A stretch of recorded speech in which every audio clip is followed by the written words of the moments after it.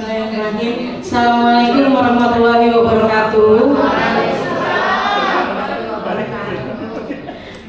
Mohon izin Bapak Kepala Sekolah, Ibu Pengawas, Bu Hermin, dan juga Bapak Ibu Guru saya yang amat saya sayangi.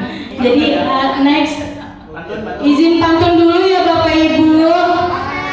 Mentari tenggelam menjelang petang, jalan sendiri menunggu pacar. Assalamualaikum, selamat siang. Semoga kegiatan hari ini berjalan lancar. Tadi kan sudah ada Bu Hermin yang menyampaikan materi dari PPT ke PPB. Jadi saya akan memberikan refleksi awal dulu yang akan saya share ke grup SMA. Bapak Ibu, saya minta untuk mengetik apa yang saya tanyakan di Padlet yang sudah. Apa yang diharapkan Bapak Ibu yang terjadi dalam diri murid sebagai hasil setelah mengikuti pembelajaran. Terus yang kedua, bagaimana strategi Bapak Ibu yang dilakukan untuk mencapai hasil belajar murid yang diharapkan. Jadi pertanyaan saya ini berdasarkan pengalaman yang sudah Bapak alami saat Bapak Ibu mengajar. Jadi silakan diisi dan nanti akan kita review, tidak semua, mungkin hanya beberapa orang saja. Silakan diisi dulu Bapak Ibu, saya kasih waktu 3 menit. Di bawahnya Bu, tuh tambahan komentar. Ada tambahan. Nah Iman nih, ada jawabannya Iman nih. Ya. Yang saya harapkan kepada murid setelah mengikuti pembelajaran adalah murid mendapatkan sesuatu hal yang positif. Tidak harus berkaitan dengan topik, rasa senang dan belajar pun sudah cukup. Sesuatu yang membekas bagi mereka sehingga ingat dengan pertemuan pembelajaran yang tadi dilakukan. Kasih tahu dong buat Bu Ima. Contoh yang singkat saja Bu Ima pada saat penerapan yang sesuatu hal yang positif itu seperti apa sih Bu Ima? Sebenarnya positif itu luas ya Bu ya. Nah jadi salah satunya itu boleh yang berkaitan dengan pelajaran, boleh yang tidak. Kalau yang berkaitan dengan pembelajaran otomatis misalnya kita memberi mereka materi eksponen, setidaknya mereka udah tahu bagaimana bilangan berpangkat. Tapi kan ada tuh anak yang memang yang dipaksa susah banget masuk ke si eksponen itu, masih aja tertinggal. Jadi saya berharap sama anak yang seperti itu, walaupun mereka belum paham, tapi mereka mungkin di situ dalam proses pengerjaan itu ada hal positif. Oh ternyata aku ini punya rasa tidak putus asa ya, biarpun aku nggak bisa, aku coba aja terus sampai tetap nggak bisa, tapi aku tetap mau coba. Nah itu salah satunya hal yang mereka dapatkan walaupun tidak berkaitan dengan materi, tapi sikap tidak putus asa itu. Contohnya seperti itu. Makasih mereka.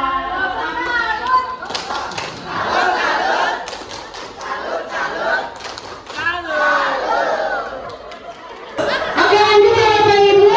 Untuk dimensi profil lulusan itu ada 8. Sebelumnya itu ada berapa sih Bapak Ibu?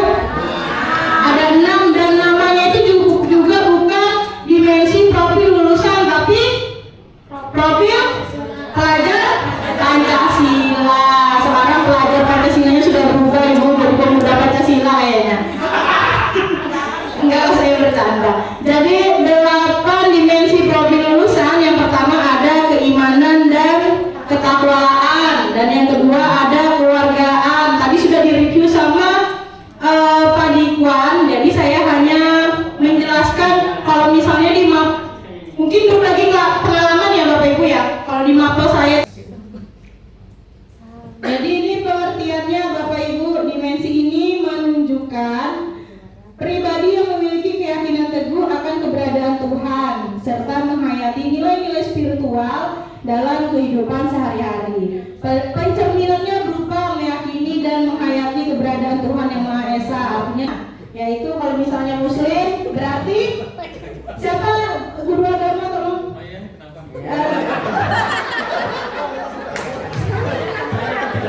Jangan begitu dong Bapak Ibu. Saya tuh ada fokus karena ada kata pegangan di hidup. Ini maksudnya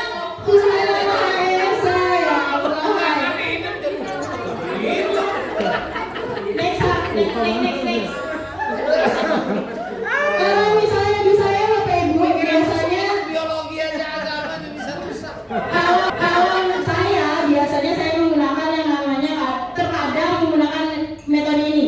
Jadi menggunakan rantai syukur. Kalau saya, jadi siswa itu saya bikin duduk melingkar, terus saya akan menanyakan satu hal yang mereka syukuri pada hari ini apa gitu. Walaupun ini tidak selalu saya tanyakan, biasanya saya kasih itu sebulan satu kali. Cinta tanah air, menaati aturan dan norma sosial, peduli terhadap sesama serta bertanggung jawab secara sosial.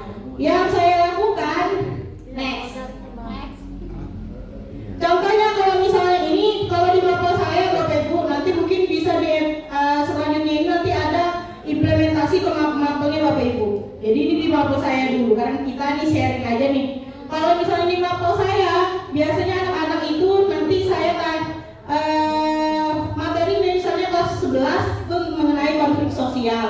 Jadi kalau aku jadi warganya, jadi temanya itu tuh gitu. Jadi nanti anak-anak akan saya kasih masing-masing satu kasus mengenai konflik sosial, bisa saja tentang agama, tentang politik, tentang ya tentang masyarakat dan segala macam gitu. Lalu nanti mereka bisa saja saya minta untuk mensimulasikan kayak gimana. Jadi seperti ada drama Bapak Ibu. Mereka nanti tampil di depan dan yang menonton akan memberikan pendapat konfliknya di dalam drama tersebut apa gitu. Lalu solusi warga yang mencerminkan nilai tanggung jawab demokrasi dan empatinya itu apa. Jadi ada kontekstual gitu dengan kehidupan yang nyata. Harapan saya sih begitu. Untuk penalaran kritis tadi sudah dibacakan sama Bu Linda, makasih Bu Linda. Jadi untuk di kasus mapel saya itu, kalau di saya ini hubungan tetap dengan bahasa Indonesia Bu. Jadi ada fakta dan mitos. Saya kasih nih, misalnya contoh pernyataan fakta. Perubahan ini materi kelas 12. Perubahan sosial terjadi secara terus menerus. Gitu. Nanti anak-anak akan memberikan argumen. Kalau misalnya perubahan sosial itu kenapa bisa terjadi terus menerus? Karena ada perkembangan zaman kah apa? Nanti mereka akan memberikan pendapat. Gitu. Kemungkinan nanti saya akan berkolaborasi dengan guru bahasa Indonesia. Harapannya sih, pengennya sih begitu nanti ya. Kan ada ibu kesayangan saya, Bu Raslina. Saya sudah tidak ada lagi. Jadi nanti kita bisa kolaborasi Bu, karena di sosiologi itu ada laporan biasanya Bu di akhir. Jadi untuk sistematisnya mungkin nanti bisa konsultasi dengan guru bahasa, nanti isinya di saya. Karena di PM ini Bu, nanti ada pembelajaran kolaborasi gitu di akhir. Nanti yang akan menjelaskan Bu Dian ya Bu Dian. Ya. Oke lanjut. Jadi kolaborasi itu tadi bisa kita kolaborasi dengan misalnya siswa dengan siswa.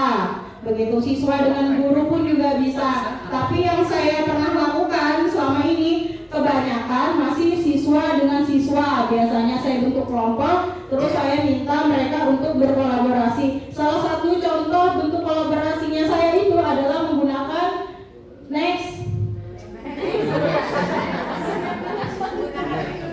menggunakan Uno Balok yang saya buat di dalam Uno Balok itu Bu. Jadi setiap mereka tarik itu ada pertanyaannya gitu. Jadi tantangannya di mana? Tantangannya mereka tidak boleh meruntuhkan Uno yang mereka tarik tersebut. Kalau misalnya runtuh ada pengurangan poin. Jadi setiap pertanyaan dan mereka bisa jawab itu ada poin-poinnya tersendiri, tergantung dari kesulitan pertanyaan yang ada. Kalau misalnya hanya menjelaskan, itu biasanya tidak terlalu tinggi. Tapi kalau misalnya sudah studi kasus dan memberikan penjabaran, itu biasanya sudah tinggi nilainya. Biasanya begitu saya buat. Saya akan membahas sedikit mengenai kemandirian yang akan dibacakan oleh sudah di situ Ajul. Mampu mengambil inisiatif dan mengatasi hambatan, menyelesaikan tugas secara mandiri, mengelola waktu sumber daya dan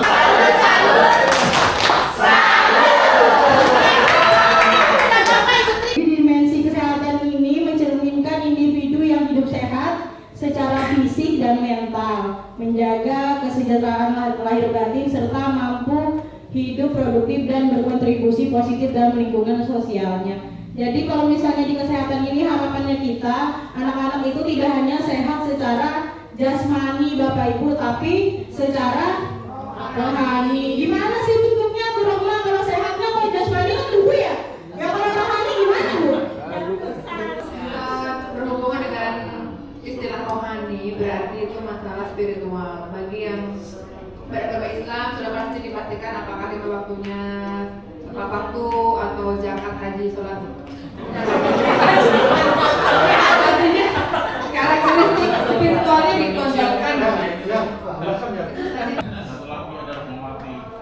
Ada komunikasi. Nah, ini saya paling suka di bagian sini Bapak Ibu. Siswa-siswi itu bisa menyampaikan ide, pendapat dengan baik. Dan cara yang saya tadi bilang setiap anggota kelompok harus ngomong, itu memang betul Bu saya lakukan. Tapi tetap saya bantu gitu. Kalau misalnya contohnya nih ada di kelas 12-5, pada saat presentasi di depan kelompoknya BHK itu kan isinya ada Pak Ujan dan segala macam ya.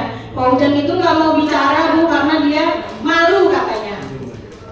Jadi saya bilang nggak masalah, ini kan cuma teman-teman kamu juga, ngapain malu kayak gitu. Terus kalau misalnya memang nggak bisa menjelaskan dengan baik, boleh lihat teks gitu. Jadi nggak yang mutlak harus menjelaskan dengan baik itu enggak Bapak Ibu. Tapi tujuannya saya pengen dengar suaranya mereka tuh bagaimana sih kalau bicara di depan umum gitu. Jadi kalau di komunikasi ini menurut saya seperti itu sih. Jadi siswa itu harus bisa berkomunikasi, entah itu dengan temannya, entah itu dengan gurunya dengan baik dan bisa menyampaikan informasi dengan jelas kayak gitu. Bapak Ibu, jadi dari penjelasan saya tadi, saya ingin menanyakan ke Bapak Ibu, dimensi apa yang sering Bapak Ibu lakukan dan dimensi apa yang menjadi tantangannya Bapak Ibu. Jadi pilih di antara 8 dimensi yang ada: keimanan dan ketakwaan, penalaran, kolaborasi, kesehatan, keluargaan, kreativitas, kemandirian, sama komunikasi. Jadi saya ulangi sekali lagi, sticky note yang pertama adalah sticky note yang Bapak Ibu, dimensi yang sering Bapak Ibu lakukan di dalam kelas begitu. Intinya yang paling rekat dengan Bapak Ibu lah, sesuai dengan materi yang Bapak Ibu ajarkan. Itu yang pertama. Dan yang kedua itu adalah tantangan. Jadi yang mana yang paling menantang di antara dimensi-dimensi yang ada menurut Bapak Ibu? Silakan ditulis, nanti ditempelkan di sini. Ya. Baik, setelah kita melihat dari pemaparan dari Ibu Eka tentang dimensi profil kelulusan, di sini ada 8 dimensi. Setelah kita melihat beberapa rekan-rekan, ternyata dimensi yang paling sering tantangan yang ditemukan yaitu dia lebih banyak menggunakan di bagian penalaran kritis dan kreativitas. Kita bisa melihat di sini di bagian penalaran di sini mungkin ini ada sekitar 20 lebih yang mengalami tantangan tersebut pada bagian penalaran kritis. Kemudian menyusul pada dimensi berikutnya yaitu pada bagian dimensi kreativitas. Jadi ini yang menjadi tantangan di dalam pembelajaran kita pada saat ini. Saya rasa itu. Terima kasih Ibu. Kita dengar. Tepuk tangan dulu ya Ibu. Tepuk salut. Salut, salut. Salut, salut. Salut. Makasih Bu Roslina.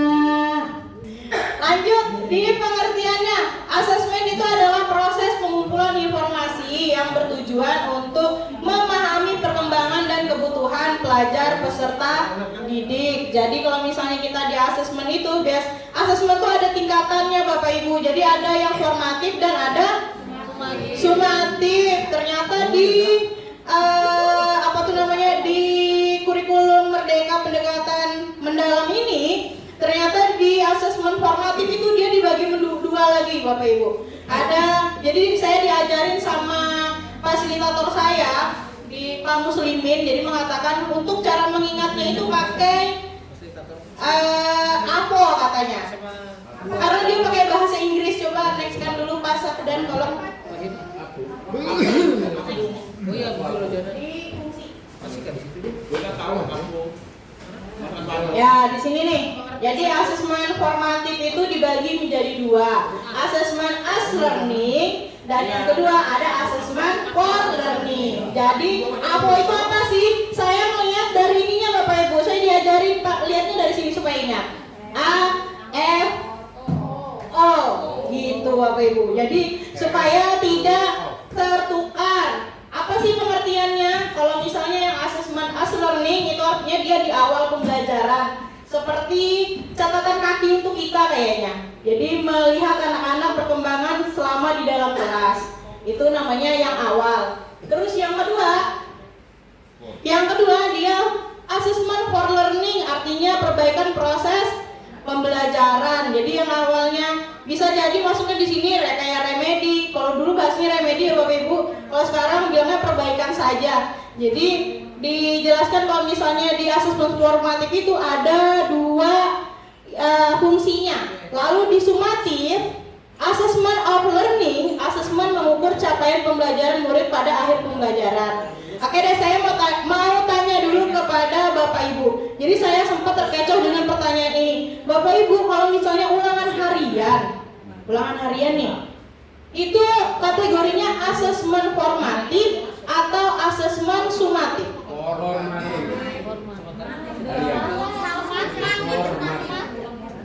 Bapak Ibu, tim formatif angkat tangan. Apa? Timnya formatif angkat tangan. Oh, di formatif Bu Siti Jamila sama Pak Toto. Timnya sumatif angkat tangan. Oh, ini timnya ada banyak. Tim yang nggak angkat tangan ini kenapa? Bapak Ibu. Saya waktu pelatihan itu juga timnya Pak Toto sama Bu Siti Jamila. Nggak salah Pak, nggak salah.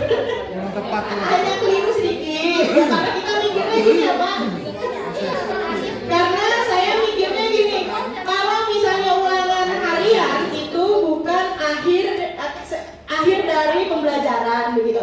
Ternyata kalau misalnya ulangan harian karena itu sudah mengakhiri bab tersebut, itu sudah kategorinya sumatif begitu. Jadi saya juga sempat keliru kayak Pak Toto sama Bu Siti Jamila.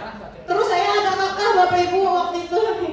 Kayaknya saya adalah kategori peserta yang ngeyel kayaknya di situ. Karena saya mikirnya kan akhir gitu. Akhir artinya sudah nggak ada pembelajaran yang maksudnya menyangkut di matkul itu lagi di semester itu gitu. Tapi ternyata penjelasannya nggak seperti itu Bapak Ibu. Pada intinya kalau misalnya dia sudah di akhir bab tersebut katanya dari fasilitator saya pada saat itu sudah masuk kategori asesmen yang jenisnya sumatif. Jadi bukan yang formatif lagi. Kalau formatif itu bisa saja misalnya tugas-tugas mini-mini kayak kita tugas mini-mini ya. Tanya jawab sama anak-anak, itu namanya yang awal pembelajaran atau asesmen as learning. Bener nggak nih saya ngomongnya guru bahasa Inggris Bu? Oh betul.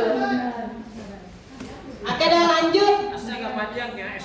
Taksonomi Bloom adalah kerangka yang digunakan untuk mengklasifikasikan tujuan pembelajaran ke dalam tingkatan kemampuan berpikir dari yang paling sederhana sampai yang paling kompleks. Jadi tingkatannya kayak gimana aja? Next Pak. Tingkatannya itu ada 6, dari C1 sampai C6. Yang awalnya itu mengingat atau menghafal. Terus yang kedua bisa memahami. Yang ketiga bisa mengaplikasikan. Yang keempat menganalisis. Yang kelima mengevaluasi, dan yang terakhir yaitu bisa mencipta. Contohnya di sini saya ambil dari yang ini kayaknya IPA deh. Ya, ini IPA nih saya ambil. Kenapa IPA? Karena formatnya dari sana dapat itu. Iya dapatnya itu gitu. Ya, yang lainnya saya sudah ubah di sosiologi, tapi yang ini lupa ternyata saya. Tapi nggak apa-apa ya Bapak Ibu, kan di sini ada IPA dan IPS dan ada bahasa. Mungkin nanti bahasa bisa dikembangkan lagi di yang lain. Bukan saya tapi. Jadi contohnya di bagian mengingat. Contoh soalnya kayak sebutkan 3 bentuk energi alternatif yang kamu ketahui. Terus kalau tingkatnya memahami, kata kuncinya ini di bagian sini Bapak Ibu, bagian depan. Nih, sebutkan apa yang dimaksud, itu kategorinya adalah memahami. Terus yang kedua, jelaskan. Terus kalau mengaplikasi bagaimana. Jadi kata kuncinya itu di awal. Jadi bagaimana. Terus yang kalau menganalisis, kata kuncinya adalah analisislah perbedaan penggunaan energi alternatif di daerah pedesaan dan perkotaan. Dan yang kelima ada mengevaluasi. Mengevaluasi ini bisa menanyakan menurut pendapatnya siswa atau murid. Menurutmu apakah penggunaan energi surya lebih efektif dibanding energi fosil untuk masa depan? Berikan alasanmu. Jadi jawabannya nanti sudah pasti menurut saya. Begitu kan harusnya ya. Terus bagian yang paling sulit itu mencipta Bapak Ibu. Saya itu sudah membuat 2 asesmen. Ada asesmen A dan asesmen B. Silakan Bapak Ibu perhatikan. Terus Bapak Ibu akan memberikan pendapat menggunakan, tolong memberikan pendapat di sticky note yang sudah disediakan sama teman-teman saya. Saya kedua-duanya bagus, tetapi yang lebih menonjol menurut saya, yang lebih panjang menurut saya, beberapa pemikiran yang lebih panjang, yang lebih berasa itu asesmen A. Di dalam asesmen itu A itu analisis itu lebih mendalam di dalam mengenai suatu pembelajaran. Kemudian yang asesmen B itu hanya sebatas memahami dan sebagainya. Itu saja menurut saya. Terima kasih. Wassalamualaikum warahmatullahi wabarakatuh. Satu dari pasangan tadi, ya, untuk mengetahui informasi, itu yang poin pertama. Poin yang kedua adalah kedua soal ini sama bagus tergantung kepada level siswanya. Apabila siswanya itu misalnya tingkatnya yang pertama kita berikan soal asesmen A, nggak bisa, hasilnya jeblok kayak gitu. Jadi sesuaikan level siswa dengan bentuk tingkat kesulitan soal. Jadi saya pikir soalnya keduanya kami pikir mereka sama.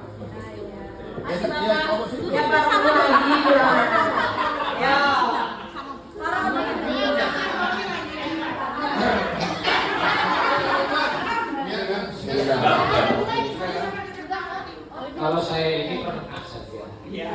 Senangnya di tengah. Salah satunya Pak.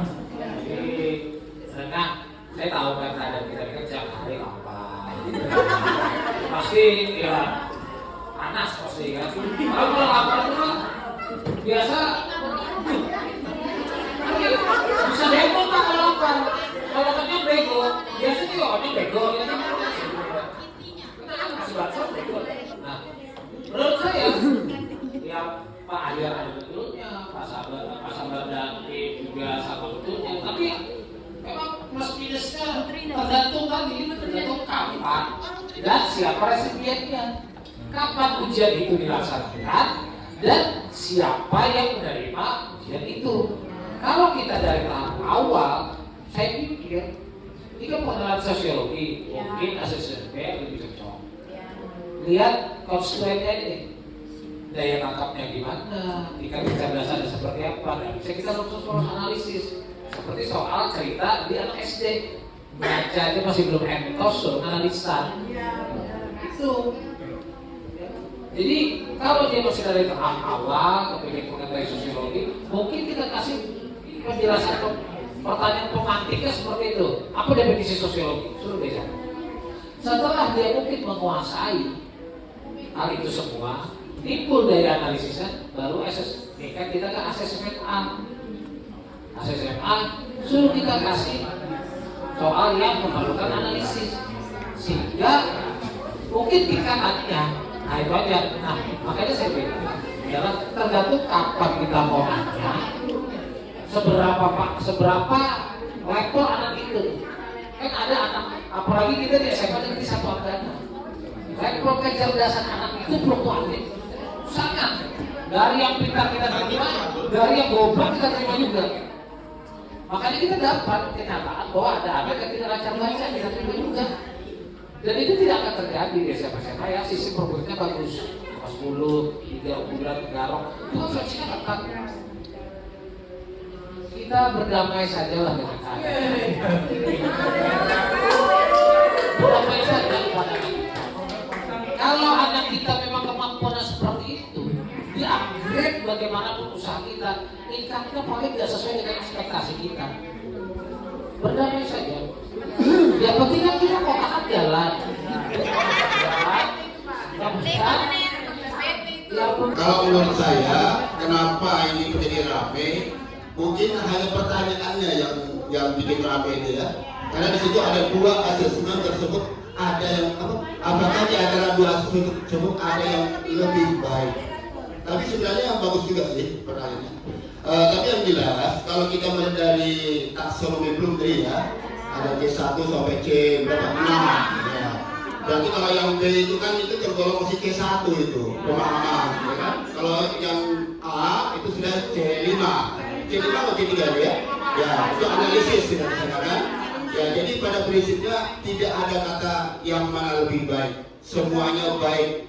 Kalau kita membuat soal dalam satu bab misalnya, sebaiknya C1 sampai C5 itu harus ada semua. Itu yang lebih baik. Terima kasih.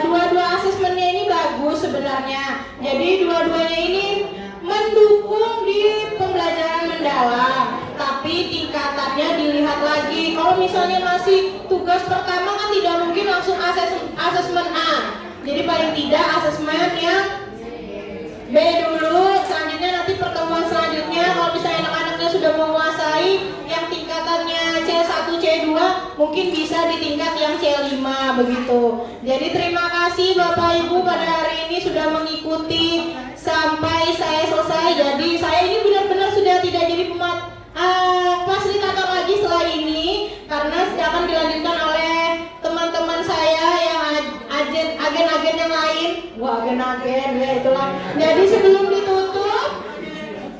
ditutup ada refleksi akhir Bapak Ibu, linknya akan di-share ke grup SMA.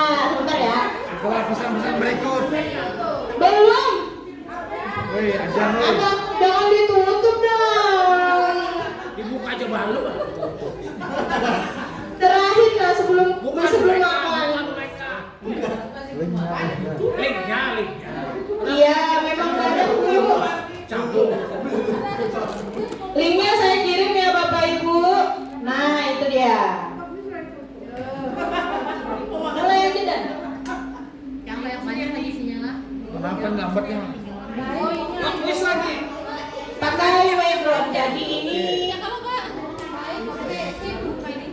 Ini panjang-panjang mana? Ya mulai sekarang. Ini gabung nggak? Bisa juga pakai barcode Bapak Ibu. Seingat saya ini kayaknya bisa. Ini kode game tidak valid. Apa ini?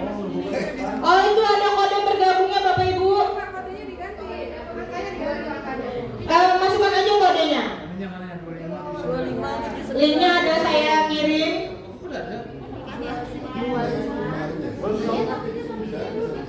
Kodenya 257970.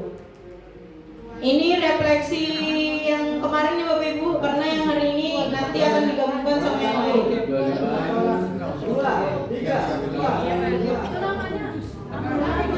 257970.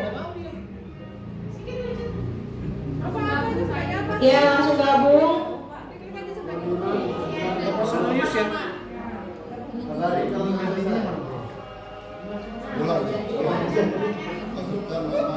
Pertanyaannya dikit aja kok cuma 10. Saya bikin ya. Ya 10 aja Bu. Ya, jangan banyak. Pilihan ganda aja Bu, pilihan ganda. Sudah Kak? Bapak Ibu apakah